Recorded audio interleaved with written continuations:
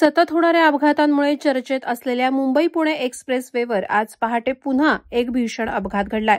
भरधाव वेगात जाणाऱ्या कंटेनरनं समोरील पिकअप ट्रक आणि कारला जोरदार धडक दिल्यानं 4 वाहनांचा विचित्र अपघात झाला. या दुर्घटनेत कंटेनरच्या केबिनमध्ये अडकलेल्या चालकाचा जागीच अंत झाला असून 2 जण जखमी झालेत. मिळालेल्या माहितीनुसार कंटेनर क्रमांक MH46 AF 0084 हा रियाज अहमद वय 36 राहणार मुंबई याच्या ताब्यात होता. तो बोरघाटातील आडोशी येथील नवीन बोगद्याजवळ आला असताना कंटेनरवरील नियंत्रण सुटल्यानं त्यानं समोरील पिकअप क्रमांक MH06 BW 6391 ला पाठीमागून जोरदार धडक दिली.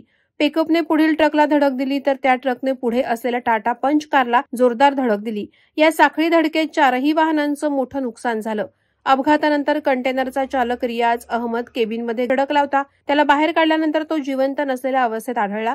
पिकअपमधील चालक आणि एक प्रवासी हे 2 जण जखमी असून त्यांना तात्काळ रुग्णालयात हलवण्यात आलंय.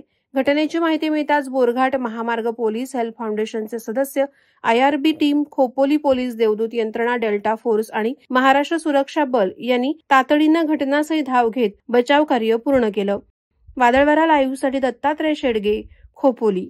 नवी मुंबई व रायगड जिल्ह्यातील ताज्या बातम्या आणि घडामोडींसाठी सबस्क्राईब करा वादळवारा लाईव्ह चॅनल आणि दाबा बेल आयकॉन.